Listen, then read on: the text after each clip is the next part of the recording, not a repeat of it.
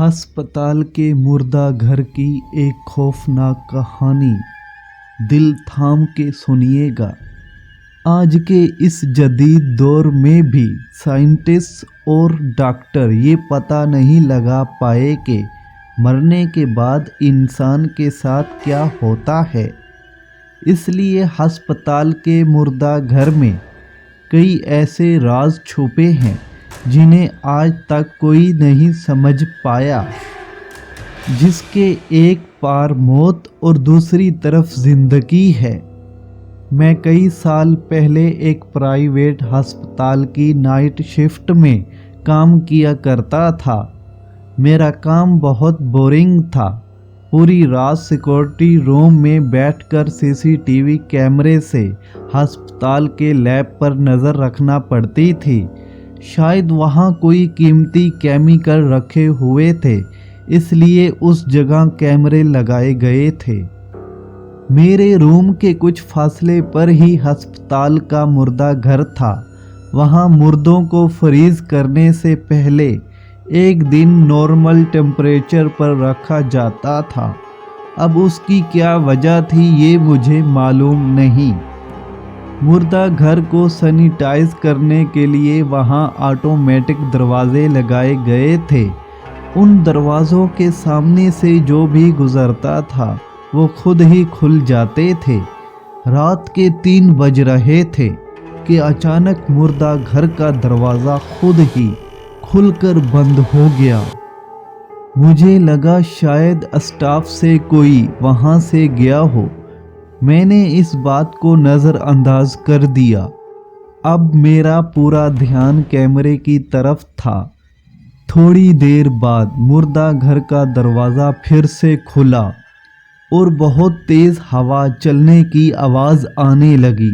मेरे साथ एक और हेल्पर होता था, लेकिन आज वो किसी वजह से काम पर नहीं आया था।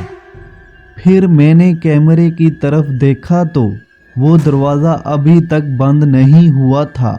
मुझे लगा दरवाज़ा अटक गया है। मैं अपने कमरे से निकला और मुर्दा घर की तरफ चल दिया।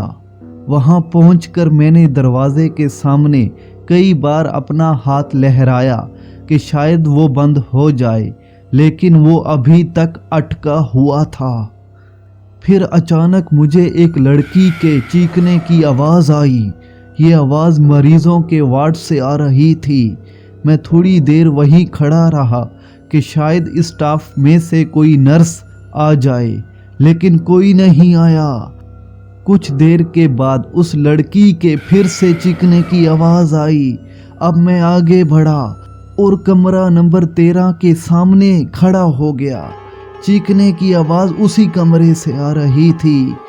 मैं अंदर गया तो वहाँ तकरीबन 16 या 17 साल की लड़की बेड पर डरी सहमी बैठी हुई थी। वो लड़की सामने बनी खिड़की को मुसलसल घूरे जा रही थी। फिर अचानक मेरी तरफ देखकर कहने लगी, मुझे यहाँ से ले जाओ, मुझे यहाँ से ले जाओ, मुझे यहाँ से ले जाओ। वो मुझे मार डालेगा, वो मुझे मार डालेगा, वो मुझे मार डालेगा। मुझे बहुत डर लगता है इस कमरे में। मैं खिड़की की तरफ गया और वहाँ देखने लगा, लेकिन वहाँ पर कोई नहीं था। मैंने उस लड़की से कहा, तुम परेशान नहीं हो, वहाँ कोई नहीं है। ये कहकर मैं अपने सिक्योरिटी रूम में आकर बैठ गया। मुझे सबसे ज़्यादा परेशानी इस बात की थी कि वो दरवाज़ा बंद नहीं हो रहा था। कुछ देर गुजरने के बाद मुझे उस लड़की के फिर से चीखने की आवाज़ आई। मैं दोबारा उसके कमरे में गया। वो लड़की उसी खिड़की की तरफ इशारा करके कहने लगी, वो आदमी अभी भी वहीं खड़ा है, वो आदमी अभी भी वहीं खड़ा है, वो आदमी अभी भी वहीं खड़ा है। उसके माथे और सीने में गोली लगी है, उसके माथे और सीने में गोली लगी है, और उसने अपने एक कान में बाली पहनी हुई है, और उसने अपने एक कान में बाली पहनी हुई है। मुझे उस आदमी से डर लगता है, मुझे उस आदमी से डर लगता है। मुझे किसी दूसरे कमरे में शिफ्ट कर दो, मुझे किसी दूसरे कमरे में शिफ्ट कर दो।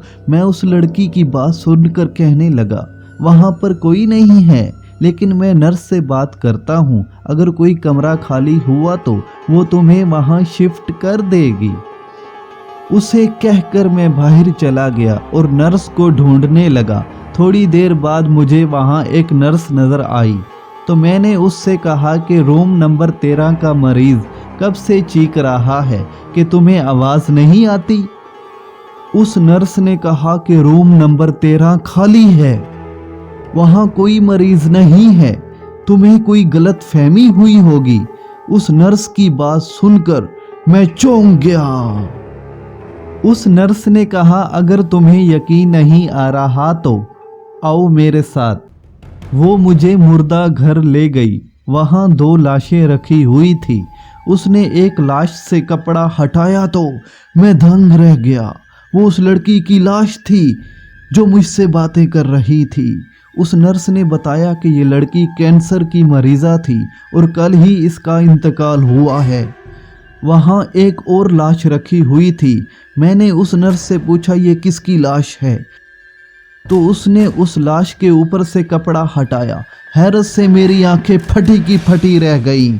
वो उस आदमी की लाश थी जिसके माथे और सीने पर गोली लगी हुई थी, और उसने कान में बाली भी पहनी हुई थी, जैसे कि उस लड़की ने बताया था। उस नर्स ने बताया इसे किसी ने मार दिया था, सुना है ये काला जादू करता था। मैंने नर्स से कहा कि प्लीज़ तुम इस आदमी की लाश को इस लड़की की लाश से दूर कर दो, मुझे लगता है यही ठीक होगा। उस नर्स ने उस आदमी की लाश को काफ़ी दूर एक और कमरे में शिफ्ट कर दिया। फिर जब मैं कमरे से बाहर निकला तो मुर्दा घर का दरवाज़ा खुद ही बंद हो गया। मुझे लगा शायद वो लड़की चाहती थी कि उस आदमी की लाश को उससे दूर कर दिया जाए। मरने के बाद भी कोई ऐसा दरवाज़ा ज़रूर है जहां से उस दुनिया के लोग हमसे राब्ता कर सकते हैं। तो दोस्तों, कैसी लगी आपको ये खौफनाक कहानी? कमेंट में ज़रूर बताइएगा। इस तरह की और भी खौफनाक कहानियाँ जानने के लिए सबसे पहले आप हमारे चैनल को सब्सक्राइब करके हमारे साथ जुड़े रहें। शुक्रिया।